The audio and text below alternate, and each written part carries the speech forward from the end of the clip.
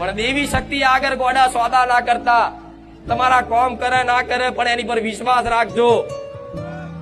સોદા કરે ગોડા એ શું કહેવાય? સ્વાર્થનો સોદો કહેવાય. સોદા તમે પોતાના જોડ ક્યારેય ના કરો. કરો જેને પોતાનું માનતા હોય એની જોડ સોદો કરો.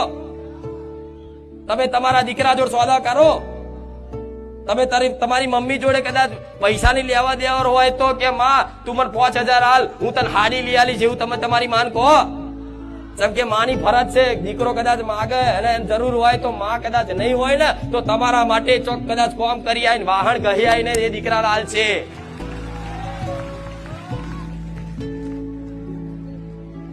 તેવી રીતે કદાચ જે ભાવિક ભક્તો વાપરતા હોય તો પોતાની કુળદેવી આગળ અને જેને પોતાની માનતા હોય એની આગળ સોદા ના કરતા. દેવને બધી ખબર છે, એને બધી જ ખબર છે, એક એક વસ્તુની ખબર છે.